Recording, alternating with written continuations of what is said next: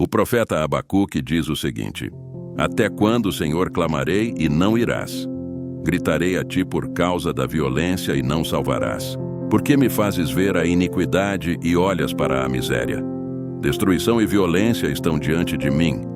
Há também contendas, e o litígio se ergue. Abacuque, capítulo 1, versículo 4. Por isso a lei é enfraquecida, e o juízo não sai conforme a verdade, pois o ímpio cerca o justo. Assim a justiça sai torcida. Você já se fez essa pergunta? Por que os ímpios, os pecadores, os maus parecem se dar bem? Por que prospera aquele que pratica o mal? Vivemos em um mundo cheio de violência, corrupção, maus tratos, roubos, drogadição, criminalidade e terrorismo. Até mesmo vemos isso no cinema, em filmes e séries que se concentram na vida luxuosa. Observamos criminosos, ladrões, traficantes, banqueiros gananciosos, políticos corruptos e viciados que parecem ter suas vidas resolvidas, vivendo sem preocupações. A Bíblia menciona pessoas como Jó e alguns profetas que questionavam por que os malvados prosperam enquanto os justos sofrem. Alguns até tiveram a oportunidade de fazer essa pergunta a Deus. As palavras de Jó, do profeta Jeremias e do profeta Abacuque refletem a preocupação com a prosperidade dos malvados, a aparente impunidade dos injustos e a corrupção da justiça. O salmista Davi, no Salmo 73, expressa seu desconcerto ao ver os orgulhosos prosperarem, apesar de sua maldade, enquanto ele quase perde o equilíbrio e escorrega. O profeta Abacuque, ao enfrentar a violência e a iniquidade ao seu redor, questiona até quando deve pedir ajuda a Deus, pois parece que seus clamores não são ouvidos. Através desses relatos e reflexões, surge a pergunta sobre por que os malvados parecem se dar bem e prosperar, enquanto a justiça parece corrompida e enfraquecida na sociedade. Salmo 10, verso 11. Ele diz no seu coração: Deus esqueceu, cobriu o seu rosto e nunca verá isso. Salmo 94, verso 9. O que plantou o ouvido não ouvirá, ou o que formou o olho não verá. Deus julgará todo o mal cometido no tempo determinado por Ele. Ele é um Deus justo que não pode tolerar o pecado, nem permitir que o pecado fique sem castigo, conforme vemos nos Salmos 50 e 75. Deus afirma que, no momento determinado, fará a justiça contra os perversos. Mesmo que pareça que ele permanece em silêncio enquanto observa as ações humanas, ele agora repreenderá e apresentará todas as acusações. O Salmo 50 continua a partir do verso 16, descrevendo como Deus lida com os maus a longo prazo. Devido ao seu amor, ele pacientemente espera e dá tempo para que as pessoas se arrependam. Assim como expressou através do profeta Ezequiel, Deus encoraja a não se desanimar ao ver os malvados prosperarem temporariamente, pois ao morrerem não levam nada consigo. O Salmo 49 destaca que a riqueza e os sucessos passageiros considerados como êxito nesta vida têm um tempo limitado. A vida terrena é efêmera e, ao morrer, nada pode ser levado para a tumba. Por isso, Jesus advertiu contra acumular tesouros terrenos que se corroem e são roubados. Ele incentiva a armazenar tesouros no céu, onde não há corrosão nem roubo. Mateus 6,19 reforça essa mensagem. Na parábola do rico insensato em Lucas 12, Jesus adverte sobre a avareza, alertando que a vida não é medida pela quantidade de posses. Deus nos adverte contra a cobiça, e em breve abordaremos este mandamento no canal. A narrativa continua com a história de alguém que, ao acumular riquezas terrenas, não enriquece sua relação com Deus, sendo chamado de tolo. Na morte, a riqueza dos ímpios perde seu valor, enquanto a recompensa dos crentes adquire valor eterno. O que parecia ser riqueza nesta vida passageira agora é considerado lixo, e o que aparentemente não tinha valor se revela de grande significado. Não olhes para as riquezas que os maus possuem atualmente, pois chegará o dia em que serão eles que desejarão estar no lugar dos justos, possuindo uma riqueza que será eterna, não efêmera como a que almejaram nesta terra. A sabedoria começa por honrar o Senhor. Conhecer o Santíssimo é ter inteligência, como afirma o Provérbios 9:10. Há outro exemplo na história do homem rico e Lázaro, conforme Lucas 16:19. Jesus menciona um homem rico que vivia em luxo, enquanto à porta de sua casa jazia um homem pobre, Lázaro, doente, faminto e coberto de chagas, aguardando compaixão. Ambos morrem. E enquanto Lázaro é levado pelos anjos para a consolação, a alma do homem rico vai para um lugar de tormento. Nesta história, os papéis se invertem. Lázaro, mesmo pobre em vida, é consolado, enquanto o homem rico, que nunca fez nada para melhorar a situação de Lázaro, deseja que ele ao menos refresque sua língua com água devido ao tormento nas chamas. É crucial conhecer esta história para despertar o temor de Deus, levando-nos a refletir sobre nossa própria vida e a eternidade. Onde você quer passar a eternidade, no céu ou no inferno? Nossa vida eterna depende da nossa fé em Deus, não da felicidade ou do sucesso temporário que experimentamos nesta vida. A única possibilidade de nos salvar das chamas vem exclusivamente pela nossa fé em Jesus, o Filho de Deus. Sabemos que Deus julgará os maus no dia do juízo, e eles estarão eternamente separados de Deus. Abacuque ficou desconcertado ao descobrir que Deus usaria um povo violento, os babilônios, para lidar com a violência em Judá. Os babilônios, que adoravam muitos deuses falsos, não sabiam que Deus os estava usando para que Judá voltasse a ele. Os métodos de Deus podem parecer estranhos ou incompreensíveis do ponto de vista humano. Isaías 55:8-9 destaca que os pensamentos e caminhos de Deus estão acima dos nossos. Devemos aceitar a vontade de Deus, mesmo quando não entendemos. Deus age soberanamente em tudo o que acontece, fazendo com que tudo funcione de acordo com seus propósitos. Salva-nos, Senhor, pois já não há crentes fiéis, e não há mais homens sinceros. Lamenta o salmista no Salmo 12:1. É triste quando os homens e mulheres de Deus não exercem influência em sua comunidade.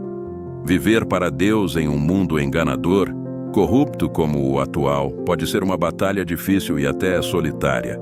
No entanto, mesmo em momentos de solidão, lembremos-nos de que nunca estamos sozinhos na luta contra o mal. Quando nos sentirmos sozinhos, busquemos outros irmãos que possam oferecer força e apoio. É doloroso ver outras pessoas prosperando, especialmente quando fazem o mal, quando são corruptas e cometem injustiças. No entanto, é essencial lembrar que a prosperidade terrena não reflete a verdadeira riqueza e que nossa vida eterna está nas mãos de Deus, dependendo da nossa fé nele. Davi continua o salmo dizendo no verso 2: Cada um fala com falsidade ao seu próximo. Falam com lábios lisonjeiros e coração dobrado.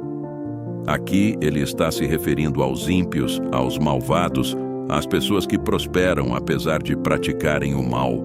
A pergunta é: por que então aqueles que fazem o bem não prosperam? O salmista acusa os ímpios de mentir, fazer comentários caluniosos e espalhar rumores escandalosos. Essas atitudes não são próprias de um cristão. Podemos ser tentados a pensar que mentiras são relativamente inofensivas e até mesmo úteis em algum momento. Mas Deus não deixa o engano passar despercebido. Cada um desses pecados surge de uma má atitude, que eventualmente se expressa em palavras. A língua pode ser nosso maior inimigo, mesmo sendo pequena, pode causar grande dano. Devemos ter cuidado com a forma que a usamos. Ao ligar a televisão, podemos ouvir uma quantidade impressionante de ofensas e comentários inapropriados em séries, filmes, programas e até mesmo em programas educacionais ou para crianças. O verso 3 do Salmo 12 diz: O Senhor cortará todas as bocas lisonjeiras e a língua que fala soberbamente. Deus não tolera a hipocrisia e a arrogância. Davi continua no verso 4 pedindo a Deus que arranque de raiz os hipócritas e fanfarrões, aqueles que dizem: com a nossa língua prevaleceremos, nossos lábios estão conosco. Quem é Senhor sobre nós? Este é um chamado por justiça. Deus promete cuidar dos pobres e oprimidos, levantar-se em ajuda àqueles que anseiam por justiça. Devemos nos identificar com a atitude de Deus.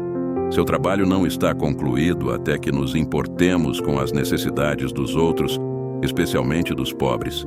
As promessas do Senhor são puras, como a prata refinada 7 vezes no fogo, conforme o verso 6 destaca. Deus falará em favor dos pobres oprimidos e injustiçados. Enquanto os maus prosperam por métodos questionáveis, temos a garantia da proteção de Deus. A sinceridade e a verdade são valiosas porque são raras. Muitas pessoas enganam, mentem e adulam na esperança de obterem o que desejam através do engano. O salmista destaca a importância da sinceridade e da verdade. E a promessa de Deus é ser um defensor dos necessitados, confrontando os opressores.